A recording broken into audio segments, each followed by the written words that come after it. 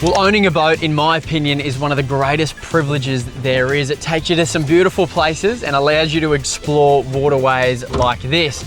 So if you're thinking about buying a boat, but you're a little bit hesitant, or you've bought one and you're just lacking that little bit of confidence on the water, then this video is for you. We're gonna have a bit of a drive around and chat about some really important things you need to remember when you're driving and operating a boat. Let's get into it. Before we even turn a key on a boat, one of the things we need to think about is balance or weight distribution. It's so important because if we get it wrong, the boat's gonna lean one way. And if you have a breeze coming in this way and a little bit of chop, there's water gonna be coming over the side and it's a really unpleasant experience. It also can be super unsafe if you're doing bar crossings and things like that. So what I mean by weight distribution is making sure that there's an even amount of weight on either side of that boat. And you've got to play a little bit of Tetris when you're doing that. So today, I've got an esky on board, I've got some camera gear, obviously I've got myself, and I've just made sure that the boat is sitting super flat and even before we take off. So on this side, the esky's there, but obviously I'm on this side, so that evens each other out. I've got the live bait tank in the back, which has 40, 50, 60 litres of water in it. But then on this side, I've got my 2 house crank batteries, which are really heavy. So you'll see now, sitting here, we're super even, and then when I take off, we're not gonna be leaning one side. When you get in your boat, before you turn the key, just see how you're sitting on the water, and then move things around if you need to. Now, a really important thing to remember is that boats, unlike cars, do not have brakes. So in a car, you can slam on the brakes if you have to. Not the case with a boat. We've only got forward, neutral, and reverse. So one of my big tips for you is, I'll just start that motor, is come out to some open water where there's really no obstacles or structures around. And you've got to get comfortable using your throttle.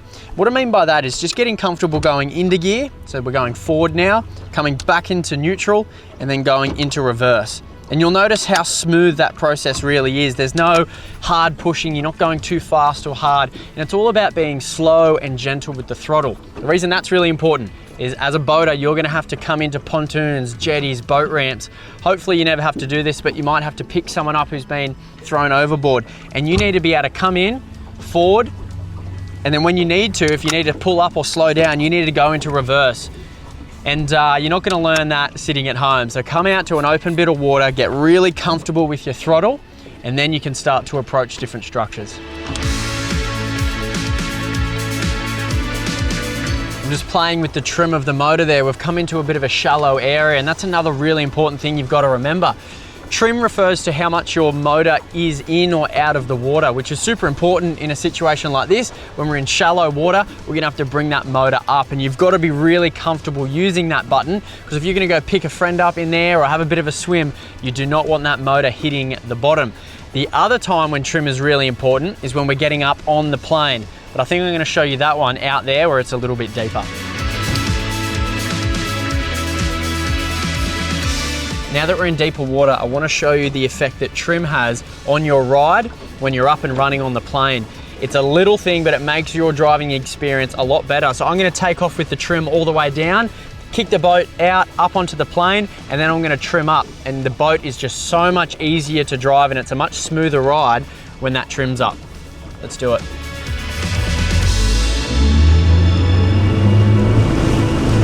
So the trim's all the way down. Now I trim it up. You can notice it straight away. When I had that trim down, the boat's a little bit sluggish. It's a little bit hard to maneuver on the steering wheel, but as soon as I click the trim up just a few notches, the steering wheel frees up, the boat is much more responsive, and overall it's just a smoother ride. It's chalk and cheese, really. Now, one of the things that might make you just that little bit nervous when you're coming out on the water are markers just like this behind me. We've got green ones, red ones, shallow water markers, hazard markers. There's so many different ones that you need to remember. And I must admit, it can get a little overwhelming at times, but just like driving a car on our roads, there's rules on the water, and the reality of being a captain on a vessel is you need to know what they mean. So you've got to study up and make sure you're across what they mean. In saying that though, there are a few little tips and tricks I've got for you today that could help you if you're ever lacking confidence on the water. The first one is coming up with a bit of a rhyme. I was taught very early on in my journey that there is red on the right when you're heading to sea, and that little bit of alliteration has stuck with me for some reason, and I know whenever I'm heading out towards the ocean, the red markers have to be on my right. Now you can come up with your own, there's plenty on Google to research, but maybe coming up with something like that could help you. The other one is using your electronics. Now if you, for some reason, forgot what the green marker meant, you could maybe use your electronics, come in here and see that right there is a massive shallow sandbank, which is clearly telling us that that marker needs to be on our left so we don't hit it. Now we certainly wouldn't always rely on that, but there's a few different tools that you can use to help inform your judgment as to what these markers actually mean. Well, hopefully that's helped. Hopefully that's given you just that little bit more confidence. All you got to do now is get out here and get amongst it.